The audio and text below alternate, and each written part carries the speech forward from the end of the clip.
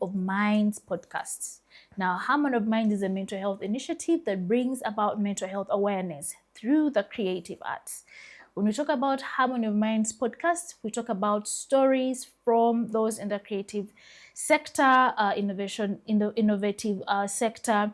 We're talking about music, storytelling, filmmakers, we're talking about architecture, we're talking about those in the fashion industry, and therefore we welcome all of you to the Harmony of Mind podcast. My name is Cop Singer Jacqueline, and today I am with Emmanuel Biarohanga. Yes, and today we are going to be discussing on something that is very special, and that is the Atlas by Aumex. Now, for me, I was very excited when we talked about the Atlas because I did not know we needed the Atlas, you know. When the music industry, when I was personally in the music industry, or I'm in the music industry, it was just some things that, you know, that in the Atlas that I see are very valid information for us to know.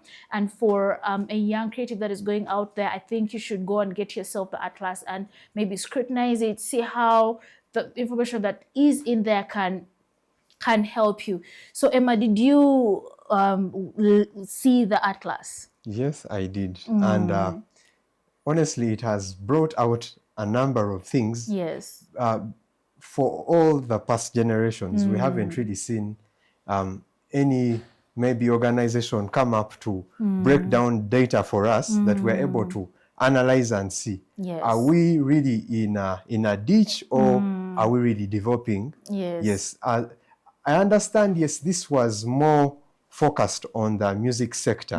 Yeah, but remember, the creative sector in Uganda employs about 400,000 Ugandan people. Wow. And to music, to be in specific, ranges about 14,000 to 18,000. Wow. So you find that so many young people are in there, and for some reason, many have been doing music for a very long time, and people around them say, you know.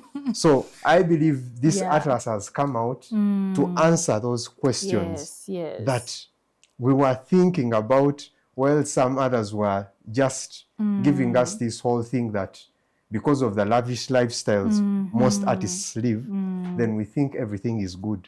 Yet things actually, aren't okay. talking about that, we have some of the statistics that Aumex put in the Atlas, and that is 27% of artists in Uganda and 0 shillings from their music. Well, that alone is a whole mental health challenge. Yeah, true. Why? Because just imagine, Yeah. you wake up very early in the morning, you have a booked session with a producer, Yes. you go there, inject hours of time in singing, repeating some of those verses or the choruses, and at the end of the day, this music comes out and you're earning 0 shillings off it. But I believe this helps us understand there is something that is not being done by these artists. Yes. And I think that's now what we have to look at. We have to analyze what is it that these 27% of artists are not doing to see how we help them now be able to get into that at least portion of artists who were about, I think, 53%, who got some little pay, of which even it's less than $2.2 million US. Yes, that's combined. true. Yes. When we talk about, like, it's talking about 58% of Ugandan consumers spend 11K to 50K. I think that's a very small spend. They spend that on regional average. That is like per region. Yeah. And I believe that is one of the, like, because already artists are, I think musicians are so many, but do you think we are enough for the platform that Uganda holds? Now, first and foremost, when you look at our fellow Nigerian brothers, last year alone, they were able to make about $600 million US from a population of 100 million. Now, for us, we are just 45 million. Oh. the market alone, yes, there is a big yes, there's a market stretch. yes, there's a really a big stretch, but then also when you look at the actual rate of the data in Uganda, Ugandan internet still almost ranks among the top 3 highest. So you find that a Ugandan spends too much of money so to be able to stream some music. And that's why you find that about 32% who actually, I believe, who would be the best consumers of music prefer them going to a video library or telling their maybe 16-year-old son, please download for me this, put for me on my phone, you know? So that is really... I think what we are lacking as Ugandans is that solidarity, and also seeing music as an industry or as a sector that, you know, increases, also that also contributes to the Uganda GDP, you know. But also the report is also talking about like 89.7% of Ugandan artists are actually independent, meaning there is less structure for, you know, their music, there is less capital for their music, and so it brings us to that point whereby the industry itself lags behind because there's just little structure for the 87, because that's a big margin. 87% of those creatives or artists. So you find that as for our brothers, the Nigerians, they have tried as much as possible to create systems. And we see a lot of systems from very successful labels, from very successful talent management companies, and you find that they have built an ecosystem that is built all around an artist to help them grow. So you find that many of our fellow creatives, especially the musicians, are avoiding the music labels. But I think it's also important that we look at what could be the possible reasons as to why they're avoiding these labels. You know, at times it is easy to point fingers at the other party, but then we need to also inwardly look for, like, let's look at some of the music labels we have in the country. Are they really pushing a number of artists or a handful of artists as they sleep on the others to tell them, you know what, your time is coming, your time is coming. So we need to understand also what are those pain points artists are going through being signed up by some of these music labels. That's important to also be addressed. And also sometimes you look at even the terms and conditions of creatives. So sometimes you look at it, yes, creatives may need structure, they may need capital, they may need that balance and that job security. But then at some point, some creatives fear that they are selling out, you know, their creativity for, you know, for the entire industry. And sometimes, yes, the music industry is an industry that generates income. But again, at the same time, it's, I don't want to say it's a hobbyist industry, but also some creatives are so attached to their creativity, or some artists are so attached to their music that it's hard for them to, you know, sell it out to, you know, to the labels or something of that kind. There's something that just comes to mind, really. But then, who makes the industry anyway? Now, for me, I think it's a number of stakeholders, the musicians themselves, or the performing artists, the producers, the promoters. They are the people that do the writing. The writers. We have the promoters, but then also the listeners. The general public.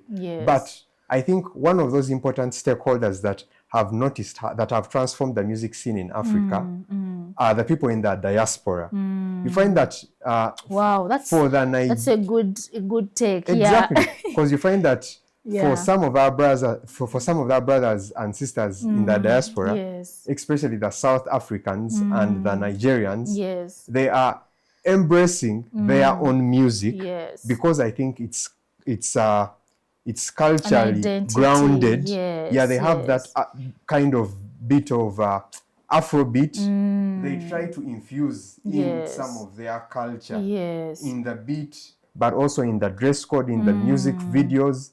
So you find that their fellow brothers out there are embracing some of this music and are streaming it every now and then.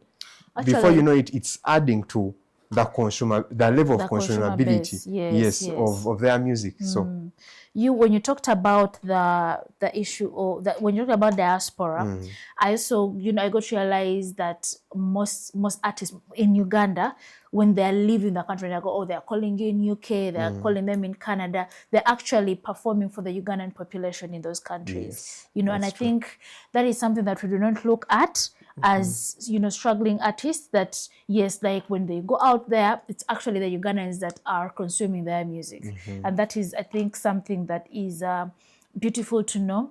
Some of the industry stakeholders, or the people that make the industry, are the people that the lights, the sound, the dancers, videographers, designers, people in NASA, that the print, printeries, the printeries. So the music industry is not just something that, it's not just a hobbyist thing. It's not just something that is, it's actually an economy. It's an economy that brings in more, dollars into the Ugandan economy, and therefore we need to take it more seriously. But now, Emma, we were talking about earlier on of how the percentage of creatives or musicians in Uganda, that is, according to the Atlas by Aumex, 33.8% are 20 to 24 years, and then 35.1% are 25 to 29 years old. But again, this is a very big stretch. 6.1% are 15 to 19 years old. What do you think? Why is that stretch like pop? Like, it's a very huge, jump from 6.1% to 33.8%. I think it has a lot to do with the parenting. You find, like, as an African growing up, there are some industries that most of the parents will always warn you not to get into, because they know them as those industries that are going to just kind of spoil your character. Music being that one, because we used to attach it so much to bayaye, or the drugs, or alcohol, sports being the other. So you find that there is that whole bit of cultural grounding that we have been brought up in. So that's why you find that when the number gets to about 20 years, then you feel like, okay, I've left maybe my parents' house, and now I can go on into a studio and then make this music. So I think that's why there is that whole sharp gradual increase in the number of artists that now are recording music at the age of 20. And also, I think another thing, it all sums up to creativity or music being a free kind of like economy, whereby musicians are expressive. So if someone feels rebellious, they'll express their rebellion. If someone feels if someone feels like they are confined, they are hysterical, they are in love, they want to fight, people sing about sex and lust and money and all these other things. So it's an industry that is highly expressive, and there are no rules, as opposed to other industries like being a doctor. You can want someone to create a brain, you can want someone to create another stitch. There has to be things that have been researched, things that have been, that have been into research. So with music, obviously nowadays we put research into the music, but you cannot put music in the research, or creativity in the research, because it's something that is expressive. And I think at the age of 20 to 24 or 20 to 30 or 22 and above, those are the ages whereby people are more expressive. They feel they are loose, they're like loosed from the shackles of institutions like schools and family, and therefore they're trying to find their own grounding and their own identity. And I think that's why also, like, those that are 15 to 19 because they're still in those institutions, so they have to sort of keep it together. By the time they're 20, then they, you know, they blow up. Yeah. Yes. So when we talk about the percentage, the breakdown per gender, the female musician, they are 24.1%. Then the male, that is 73.8%. Now, what is interesting that I saw that what Aumex put here, he put an orange space here, prefer not to say. And that is 21%. But I think that's the research that was given there. Some say prefer not to say. So yeah, that's interesting anyway. So about that, why do you think the female is low compared to the male? I think one of those most aspects that I think dictate those statistics is that one, the industry is so dominated by the male. Yes. And you find that even in the studios, honestly, for me, the very first time I went into a studio, I almost got freaked out. Yeah. Why? Because now, forgive the villager in me, but when I entered the studio, at the reception, it was all well lit, very well organized.